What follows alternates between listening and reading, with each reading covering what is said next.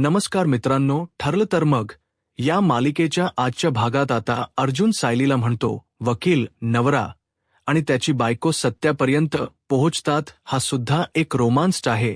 तर सायली म्हणते, हो का, मग सांगा बरं आता तुम्ही नक्की कसला विचार करताय. तर आता अर्जुन ज्या गोष्टीचा विचार करत असतो ते म्हणजे नागराजच बोलणं. अर्जुनच्या डोळ्यासमोर नागराज राज बोलणं असतं. अर्जुनला ते बोलणं आठवतं. नागराज अर्जुनला म्हणालेला असतो की तुमचं आयुष्य म्हणजे एक मैसभा आहे. मयासूर नावाच्या राक्षसाने पांडवांसाठी जी मैसभा उभारली होती ना, तीच मैसभा म्हणजे तुमचं आयुष्य आहे. आता अर्जुन सायलीला म्हणतो नागराजबद्दल, नागराज जे काही बोलला होता ना, त्या गोष्टीचा मी विचार करतोय. नक्की त्याच्या बोलण्याचा अर्थ काय होता आणि ही मैसभा म्हणजे नक्की काय आहे. तर सायली म्हणते, मैसभा म्हणजेच महाभारतातली संकल्पना आहे. म्हणजेच मी तुम्हाला सांगते, मयासूर नावाचा एक राक्षस होता. त्याने एक चमत्कारिक महाल बांधला होता की ज्या महालात सगळ्या गोष्टी ह्या आभासी होत्या. म्हणजेच माणूस जमीन समजून ज्यावर पाय ठेवायचा ती जमीन नसायचीच, तर ते पाणी असायचं. आणि जिथे वाटायचं की अग्निकुंड पेटलेत तर तिथे काहीच नसायचं. आणि जिथे भिंत आहे असं वाटायचं तिथे तर आरपार जाताही यायचं. आणि जिथे बाहेरच दृश्य अगदी लक्क दिसायचं तिथे तर चक्क भिंता असायची. आता सायलीच हे बोलणं ऐकल्यानंतर अर्जुन म्हणतो, खरंच किती इंटरेस्टिंग आहे. म्हणजे याचा अर्थ असा होतो, दिसत तसं नसतं. म्हणजे एखादी गोष्ट आपल्याला समोर जशी दिसते पण ती प्रत्यक्षात तशी नसते. यालाच मयासभा बोलतात, हो ना. आता अर्जुनला नागराजच पुढचं बोलणं आठवतं की या मयासभेत पांडवांचा पुढचा गोंधळ उडाला होता. पाणी कुठलं, जमीन कुठली, काहीच कळत नव्हतं. तर आता अर्जुन सारीला म्हणतो, नागराज म्हणाला होता की जिथे जिथे आपल्याला पाणी दिसतंय तिथे खरंतर जमीन आहे. म्हणजेच आपल्या आयुष्यातील सगळ्यात मोठं सत्य आपल्याला अजूनही कळालेलं नाहीये. म्हणजे नक्की काय, आता अर्जुन विचार करत असतो. तर सायली पुढे म्हणते, आणि या सगळ्या गोष्टींचा उलगडा घरातच होणार असंही तो म्हणाला आहे. म्हणजेच घरातीलच कोणाचा तरी या सगळ्या विषयाशी संबंध आहे. पण नक्की कोणाचा. तर अर्जुन म्हणतो, एक मिनिट, आपण असा विचार करून चालणार नाही. आपल्याला स्टेप बाय स्टेप जावं लागेल. आपल्या घरातील मेंबर, त्यांची नाव, त्यांचा स्वभाव आणि त्यांच्याबद्दलची माहिती, या सगळ्याचा अगोदर आपण विचार करूयात. आता अर्जुन पुढे काही बोलणार तर सायली म्हणते, एक मिनिट असं म्हणत आता सायली अर्जुनला पुढे घेऊन येते आणि तिथे खाली गार्डनमध्ये ते दोघेही बसतात. तर आता सायली अर्जुनला म्हणते, तुम्ही एक काम करा, तुम्ही मला सांगा तसं मी लिहिते. आता सायली लिहायला सुरुवात करते आणि अर्जुनला म्हणते, दिसत तसं नसतं, हे कोणाला लागू पडतं ते अगोदर बघूयात. आता सायलीने एका साईडला सुभेदार कुटुंब तर दुसरीकडे किल्लेदार कुटुंब या सगळ्यांची नाव लिहिलेली असतात. आता सुभेदारांच या घरातील सगळ्यात मोठं व्यक्तिमत्व म्हणजेच पूर्णा आजी, त्यांचंही नाव असतं. तर सायली म्हणते, पूर्णा आजी. तर अर्जुन म्हणतो, पूर्णा आजी हिच्याबद्दल नक्की कोणच सत्य आहे की जे आपल्याला माहीत नाहीये, पण नागराजला माहीत आहे. नक्की पूर्णा आजीने कोणत सत्य लपवलं. तर सायली म्हणते, पूर्णा आजी जशा बाहेरून आहेत तशाच आतून आहेत, सुंदर आणि नितळ. त्यामुळे मला नाही वाटत की ह्या सगळ्या गोष्टीचा संदर्भ किंवा या सगळ्या गोष्टीचा पूर्णाजीशी काही संबंध असेल. आणि म्हणूनच आता सायली अर्जुन पूर्णाजींच्या नावासमोर फुली मारतात. तर यानंतर प्रतापराव यांच्याबद्दलही विचार करतात, पण त्यांच्याही या सगळ्या गोष्टीची काही संबंध नाही. तर कल्पना ताईंच्याही नाही, अस्मिताच येऊ शकत नाही, आणि अश्विनचा तर नाहीच नाही. असं म्हणत आता सगळी नाव त्यांनी क्रॉस केलेली असतात. तर दुसरीकडे पाहायला मिळतं, आता इकडे सचिनने अस्मिताच्या दुधामध्ये जायफळ पावडर टाकलेली असते आणि म्हणू लागतो, या जायफळ पावडरमुळे अस्मिता गाढ झोपेल आणि मग मला सॅमला भेटायला जाता येईल. या जायफळ पावडरमुळे अस्मिता तर गाढ झोपेल, पण बाळावर काही परिणाम तर होणार नाही ना. सध्या तरी मला अस्मिताच गाढ झोपणं महत्वाचं आहे. एकदा का अस्मी गाढ झोपली तरच मला सॅमला भेटता येईल. आता सॅमला भेटण्यासाठी बाळाचाही विचार न करता त्याने त्यामध्ये भरपूर अशी जायफळ पावडर टाकलेली असते. आणि त्याचवेळी त्या ठिकाणी अस्मिता येते. अस्मिता सचिनला विचारते, काय करतोय सचिन? तर सचिन अस्मिताला बसवतो आणि म्हणू लागतो, तू बस अगोदर आणि हे बघ, मी तुझ्यासाठी दूध बनवून आणलं आहे, तू दूध पिऊन घे. तर अस्मिता म्हणू लागते, मम्माने मला दूध पी असं जरी सांगितलं ना तरी माझी भरपूर चिडचिड होते, पण आज तू माझ्यासाठी दूध बनवलेस, मग हे दूध तर मी पिणारच असं म्हणत आता अस्मिता सचिनवर खुश होते. सचिन आपली एवढी सेवा करत आहे हे पाहून अस्मिताला खूप आनंद वाटत असतो आणि म्हणूनच अस्मिता आता ते दूध प्यायला घेते. आता अस्मिता त्या ग्लासमधील दूध पिते हे पाहून सचिन खुश होतो आणि मनाशीच म्हणतो, ग्रेट, आणि असंच अगदी माझ्यावर आंधळ प्रेम करत रहा. आता अस्मिता म्हणते, दूध पिऊन झालंय, मी ग्लास ठेवून येते. सचिन म्हणतो, हे काय नाही, इथे ठेव, मी ते ग्लास नंतर ठेवेल, पण तू आता आराम करायचा आहे. अस्मी, आता बाहेरात करायचं नाही, आता शांतपणे झोपायचं आहे. असं म्हणत सचिन अस्मिताला झोपी घालतो. तिच्या डोक्यावरून मायेने हात फिरवत अस्मिताला म्हणतो, अस्मिता, मी तुला काय म्हणालो आहे, आता झोपायचं, डोळे बंद कर बरं. असं म्हणत तो अस्मिताला झोपी घालतो. आता ज्यावेळी अस्मिता शांत झोपी जाते त्याच संधीचा फायदा घेत आता सचिन जॅकेट घालतो आणि त्यानंतर घराबाहेर पडत साक्षीला फोन करत म्हणतो की हो, आता मी निघतोय. अगोदरच त्याने साक्षीला मेसेज केलेला असतो आणि साक्षीला भेटण्यासाठी तो ज्यावेळी घराबाहेर येतो त्यावेळी समोर पाहतो तर सायली, अर्जुन असतात. आता सायली, अर्जुनला पाहून सचिन खाबडतो. त्याला काय करावं काहीच कळत नाही, परंतु परत तो पाऊल मागे टाकत हळूवारपणे घरात जातो आणि दरवाजा बंद करून घेतो. तर दुसरीकडे सायली, अर्जुन विचार करत असतात की या सगळ्याशी नक्की कोणाचा संबंध असेल. सगळ्या नावांवर फुली मारून तर झालेली असते.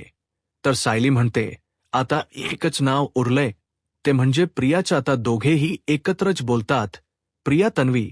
आता मात्र दोघेही विचार करू लागतात की खरंच या सगळ्याशी प्रियाचं म्हणजेच तन्वीचा संबंध असेल का. आता या गोष्टीचा विचार करत असताना सायलीला नागराजच बोलणं आठवतं. नागराज म्हणालेला असतो की तुम्ही पाण्याला जमीन समजत आहात आणि जमिनीला पाणी. तर सायली म्हणते, नागराज म्हणतोय त्याप्रमाणे दिसत तसं नसतंय, आत एक बाहेर एक, या सगळ्या संकल्पना तर प्रियाला लागू होतायत. अर्जुन म्हणतो, अगदी बरोबर. आता अर्जुनला नागराजचे शब्द आठवतात. नागराज अर्जुनला म्हणालेला असतो, तुमच्या आयुष्यातले सगळ्यात मोठं सत्य दडल आहे जे तुमचं प्रिय घर पोकरत आहे, पण मी ते सत्य सांगणार नाही. तर अर्जुन सायलीला म्हणतो, नागराज म्हणाला, कथा तुमचं प्रिय घर एक सत्य पोकरतंय, परंतु ते सत्य मी तुम्हाला सांगणार नाही. याचाच अर्थ असा होतो या सगळ्याशी प्रियाचा संबंध आहे. आणि ज्यावेळी तो प्रिय हा शब्द बोलत होता त्यावेळी त्यासाठी त्याने खूप वेळ घेतला होता. याचाच अर्थ या सगळ्या गोष्टी प्रियाशी संबंधित आहेत. तर सायरी म्हणते, आणि तसंही नागराज आणि प्रियाचा किती जवळचा संबंध होता, त्यांचं किती कनेक्शन होतं हे तर आपल्याला माहीतच आहे. नागराज सुमन काकूंना मारतोय हे त्यावेळी प्रियाला कळालं, त्यावेळी सुद्धा ती थांबली नाही. प्रत्येक वेळी ती नागराजला मदत करत राहिली. तर अर्जुन सायलीला म्हणतो, आणि प्रिया या घरात परत आल्यानंतर तिच्या आणि नागराजच रिलेशन खूप चांगलं होतं. मग नक्कीच तिच्याबद्दल अशी एखादी गोष्ट असेल जी आतापर्यंत आपल्याला कळालीच नाहीये, पण नागराजला माहीत आहे. नागराजला ते सत्य माहीत आहे आणि तेच सत्य आता आपल्याला शोधायचं आहे. तर सायली अर्जुनला म्हणते, ती तर एक चालती बोलती मैसभा आहे आणि ती कसलाच ठामपट्टा लागूही देत नाही. तर अर्जुन सायलीला म्हणतो, म्हणजेच नागराज ज्या मैसभेबद्दल बोलत आहे, मग त्या मैसभेतली व्यक्ती आहे ती म्हणजे तन्वी, म्हणजेच प्रिया. आता सायली आणि अर्जुनला त्यांच्या कोड्याच उत्तर सापडलेलं असतं. दोघेही उठून उभे राहतात आणि एकत्रच म्हणतात की आता या प्रियाच्या सत्यापर्यंत आपल्याला पोहोचावं लागेल. सायली म्हणते, आता आपल्याला एका प्रश्नाचे उत्तर शोधावं लागेल. तर अर्जुन विचारतो की कुठल्या तर. सायली म्हणते, प्रियाचं असं कुठलं सत्य आहे की ज्यामुळे आपलं आयुष्य बदलून जाईल. अर्जुन म्हणतो, अगदी करेक्ट. अगोदर आपल्याला त्या नागराज आणि प्रियावर लक्ष ठेवावं लागेल. नक्की त्यांचं काय चाललंय या सगळ्याचा शोध घ्यावा लागेल. तरच आपल्या प्रश्नाची उत्तर मिळण्यास आपल्याला मार्ग सापडेल. आता दोघेही हातावर हात ठेवतात आणि मिशन तन्वी असं एकत्रच बोलतात. आता दोघांनी मिळून प्रियाचं सत्य शोधायचं ठरवलेलं असतं. तर दुसरीकडे पाहायला मिळतं सचिनला कसं घराबाहेर पडावं काहीच कळत नसतं. आणि त्याचवेळी सचिनला फोन आलेला असतो. सचिनला साक्षीने फोन केलेला असतो. सचिन साक्षीचा फोन उचलतो आणि म्हणतो, प्लीज सॅम, मला समजून घे, मी आता घराबाहेर नाही पडू शकत.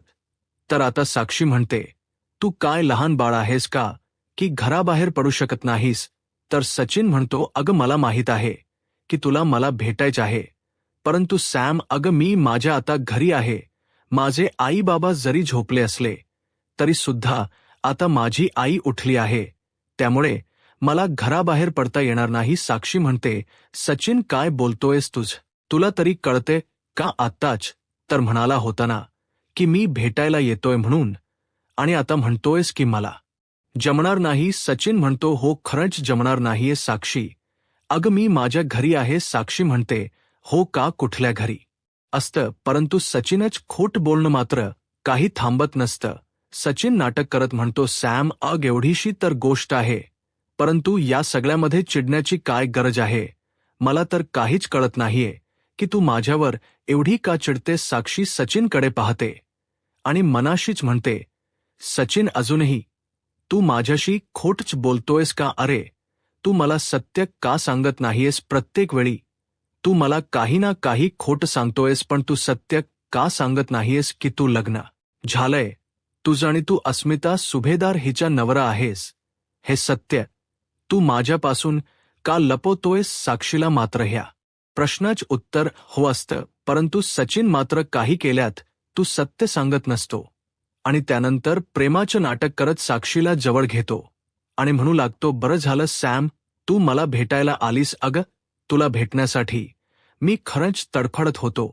कधी एकदा तुला भेटतो असं झालं होतं, आणि तुला मला भेटल्यानंतर आनंद झालाय ना सॅम. अगं खरंच मी तुझ्याशिवाय नाही घर राहू शकत. तुलाही माझी आठवण येत असेल ना. असं म्हणत सचिन नाटक करू लागतो, परंतु साक्षी काहीच बोलत नसते. तर दुसरीकडे सायली अर्जुन गार्डन मध्ये आलेले असतात. अर्जुन म्हणतो, आपण इथे बसलो होतो, त्यानंतर आपण इथे जाऊन बसलो, पण इथे तर कुठे मोबाईल दिसतच नाहीये. सायली म्हणते, हो ना, मग माझा मोबाईल नक्की गेला कुठे. सायली अर्जुन आता तिथे आपला मोबाईल शोधत असतात, परंतु सायलीचा मोबाईल काही तिथे सापडत नाही. अर्जुन म्हणतो, नक्की कुठे ठेवलायस, आठवशील का एकदा. तर आता सायली म्हणते, आठवलं, हो मी किचनमध्ये होते आणि त्यानंतर मी स्टडीमध्ये आले, आणि स्टडी रूममध्ये आल्यानंतर आपल्या दोघांचं बोलणं चालू होतं, आणि त्यातच मला असं वाटते की माझा मोबाईल किचनमध्येच राहिला. अर्जुन म्हणतो, वाह वाह, पण हीच गोष्ट जर मी केली असती तर एवढं लांब लचक लेक्चर ऐकावं लागलं असतं, पण ती गोष्ट तुझ्याकडून झाली आहे ना, मग आता तू काही बोलणारच नाही. सायली म्हणते, हे सगळं तुमच्यामुळेच झालंय. अर्जुन म्हणतो, हो का, म्हणजे याला सुद्धा मीच जबाबदार. तर सायली म्हणते, हो तुम्हीच जबाबदार आहात. सायली म्हणते, चला आता आपण घरात जाऊया. अर्जुन म्हणतो, थांब ना. तर सायली म्हणते, झालं म्हणजे दिवस असू देत रात्र असू देत, तुम्हाला एकच गोष्ट आठवते ना. तर अर्जुन म्हणतो, काय करणार, माझी बायकोसोबत असताना आणि एवढं छान वातावरण असताना बाकी काही सुचणार का. अगं तू, मी आणि हे छान रोमॅन्टिक वातावरण. असं म्हणत आता अर्जुन रोमॅन्टिक झालेला असतो. सायली म्हणते, बस झालं पुरे, चला आता. असं म्हणत सायली अर्जुनला घरात घेऊन जाणार, परंतु त्यावेळी अर्जुन सायलीला म्हणतो, बायको आपण तर गेट बंद केला होता ना, मग आता हा गेट कोणी उघडलाय. आता गेटकडे पाहून सायलीलाही धक्का बसतो. अर्जुन म्हणतो, चल आपण बघूयात. तर दुसरीकडे आता सचिन साक्षी यांचं बोलणं चालू असतं. साक्षी सचिनला म्हणते, मला असंख्य प्रश्नांची उत्तर जाणून घ्यायची आहेत, परंतु आता ही वेळ नाहीये आणि ही जागाही नाही. सचिन म्हणतो, सॅम, मी तुला हेच सांगण्याचा प्रयत्न करतोय, पण तू ऐकतच नाहीयस माझं. साक्षी म्हणते, मी तुला उद्या लोकेशन पाठवते आणि त्या लोकेशनवर तू मला भेटायला यायचं आहे. सचिन म्हणतो, हो नक्की येणार. असं म्हणत सचिन म्हणतो, चल गुड नाईट. साक्षी म्हणते, आता सुद्धा तुला किती जायच घाई आहे रे, म्हणजे तुला माझ्याशी बोलावंसं वाटतच नाहीये का? सचिन म्हणतो, सॅम, तसं नाहीये. साक्षी म्हणते, पण उद्या तरी तू मला भेटायला येशील ना? सचिन म्हणतो, असं का बोलतेस सॅम? मी उद्या नक्कीच तुला भेटायला येईल, अजिबात काळजी करू नकोस. तर साक्षी आता सचिनचा हात हातात घेते, त्याच्या हातावर किस करते आणि आपलं प्रेम व्यक्त करते. तर इकडे सायली आणि अर्जुन गेटच्या बाहेर आलेले असतात. अर्जुनचं लक्ष जातो. अर्जुनच्या लक्षात येतं की हा सचिनच आहे आणि म्हणूनच अर्जुन मोठ्यानेच आवाज देत म्हणतो, सचिन, तू नक्की कोणाशी बोलतोयस? आता मात्र सचिन घाबरतो, मागे पाहतो. तर सायली, अर्जुन त्या ठिकाणी असतात आणि त्याच संधीचा फायदा घेत आता सचिनच्या मागून साक्षी तिथून पळण्याचा प्रयत्न करते. साक्षी गाडीपर्यंत जाते, परंतु त्याच वेळी अर्जुनच्या समोर असणारी काठी अर्जुन फेकून भिरकावून साक्षीवर मारतो आणि त्याच वेळी साक्षी खाली पडते. आता सायली धावतच जाते आणि साक्षीला पकडते आणि विचारते की कोण आहेस तू इकडे? अर्जुनने सचिनची शाळा घेतलेली असते. अर्जुन सचिनला विचारतो, सचिन, ती कोण आहे जी व्यक्ती तुला भेटायला आली आहे? अर्जुन सचिनची कॉलर पकडतो, त्याला जाब विचारू लागतो, परंतु सचिन काहीच बोलत नाही. तो घाबरून गेलेला असतो.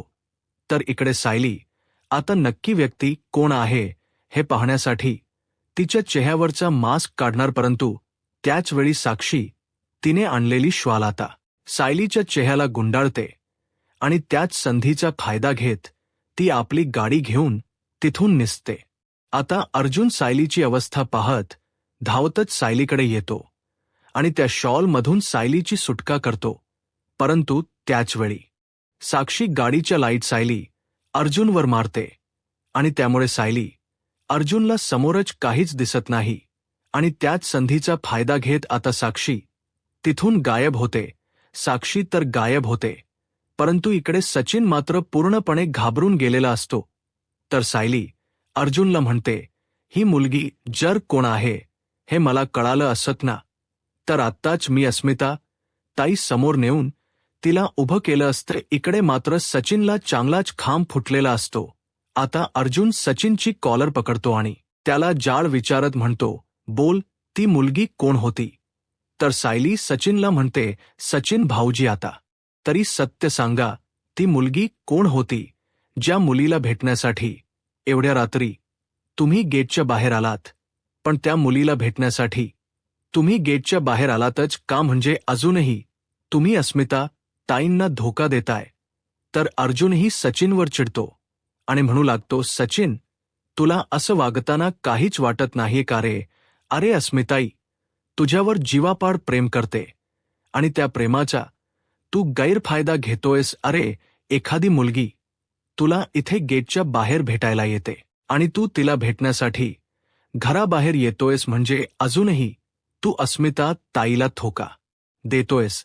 तर आता सचिन मनाशीच म्हणतो, माझी गर्लफ्रेंड मला भेटायला आली असं अर्जुन म्हणतोय, म्हणजे याचा अर्थ ती साक्षी शिकरी आहे हे अर्जुनला अजूनही कळालं नाही. आणि म्हणूनच आता सचिन नाटक करत म्हणतो, ती मुलगी नाही, अरे ती मुलगी वगैरे नव्हती, तो मुलगा होता, माझा मित्र होता, मला भेटायला आला होता. अर्जुन सचिनला म्हणतो, खोट बोलतोयस तू, अजूनही खोट बोलतोयस. सचिन, अरे तुला खोट बोलताना काहीच वाटत नाहीये का? सचिन म्हणतो, नाही अर्जुन, मी खोट बोलत नाहीये. अरे ती मुलगी नाही तर पुरुष होता, माझा मित्र होता. तर सायली म्हणते, हो का? मग तुम्ही तुमच्या मित्राला भेटण्यासाठी एवढ्या रात्री गेटच्या बाहेर का आला होता? तर अर्जुन म्हणतो, बोल सायली, जो प्रश्न विचारते त्याचे उत्तर दे. सचिन, आता तरी खरं बोल. आता सचिन खोट बोलत म्हणतो, नाही अर्जुन, खरंच तू मुलगा होता. अरे काही दिवसांपूर्वी मी तुम्हाला बोललो की माझी नोकरी गेली आणि त्यानंतर मी एका माणसाकडून लोन घेतलं होतं आणि आता तो माणूस सतत मला फोन करतोय, माझ्याकडून पैसे मागतोय आणि तीच व्यक्ती मला भेटण्यासाठी आली होती. तर सायली म्हणते, मग त्या माणसाला तुम्ही भेटण्यासाठी गेटच्या बाहेर का आलात? ही त्याला आतमध्ये का नाही बोलावलं? सचिन म्हणतो, जर कोणाला कळालं असतं की सुभेदारांच्या जावयाच्या डोक्यावर लोन आहे तर ते कोणाला आवडलंही नसतं आणि अस्मिताने या सगळ्या गोष्टीच टेन्शन घेतलं असतं. म्हणूनच मी स्वतःहूनच त्याला बोलली की मी तुला गेटच्या बाहेर भेटायला येते. तर अर्जुन म्हणतो, खोट बोलू नकोस सचिन, ती मुलगी होती आणि अंदाजचा फायदा घेऊन ती इथून पळून गेली आहे.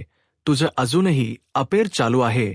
सचिन, खरं बोल असं म्हणत आता अर्जुन सचिनच्या कानाखाली मारणार, परंतु त्याच वेळी सायली अर्जुनला थांबवते आणि म्हणू लागते, थांबा, तुम्ही असं काही करू नका. रागाच्या भरात तुम्ही सचिन भाऊजींना मारणार आणि ते अस्मिताईंना अजिबातच आवडणार नाही. अर्जुन म्हणतो, अगदी बरोबर आहे, आता जे काही होईल ते अस्मिता समोरच. आता अस्मिताईच या सगळ्या गोष्टीचा निर्णय घेईल. आता मात्र सचिन पूर्णपणे घाबरून गेलेला असतो. तर येणाऱ्या पुढील भागामध्ये आपल्याला पाहायला मिळतं अस्मिता सायली अर्जुनवर चिडते आणि म्हणू लागते, यापुढे जे काही होईल ते सगळं काही मी आणि सचिन बघून घेऊ. या सगळ्यामध्ये तुम्हाला पडायची गरज नाही. तर अर्जुन आणि सायली रूममध्ये येतात. अर्जुन म्हणू लागतो की हा माणूस अजूनही खोट बोलतोय आणि अस्मिताही त्याच्यावर विश्वास ठेवतीये. तर त्यानंतर दुसऱ्या दिवशी आता चैतन्य अर्जुनला भेटण्यासाठी आणि आपल्या कामासाठी घरी आलेला असतो. तर आता चैतन्य अर्जुनला म्हणतो, तू इन्स्पेक्टर सावंत यांच्याशी बोलला आहेस का? तर अर्जुन म्हणतो की हो, मी इन्स्पेक्टर सावंत यांना टीप दिली आहे, परंतु अजूनही पुरावा मिळण्याची मी वाट बघत आहे. तर चैतन्य अर्जुनला म्हणतो की अजून कुठला पुरावा तुला हवा आहे? तर अर्जुन म्हणतो, मला खात्री आहे की साक्षी आपल्या वडिलांना म्हणजेच महिप्त शिखरेला भेटण्यासाठी पोलीस स्टेशनला नक्कीच येत असेल आणि तीच संधी मला साधायची आहे. त्याचवेळी मला तिला रंगे हात पकडायचे आहे आणि त्याचवेळी तिथे सायली आलेली असते. अर्जुन आणि चैतन्याच बोलणं सायलीने ऐकलेलं असतं. आता सायली अर्जुनवर चिडेल का की अर्जुनला माफ करेल आणि अर्जुन हे सगळं सत्य सायलीला सांगेल? आता पुढे काय होईल हे पाहायला आत्ताच माझा महाराष्ट्र या यूट्यूब चॅनलला सबस्क्राईब करा. धन्यवाद.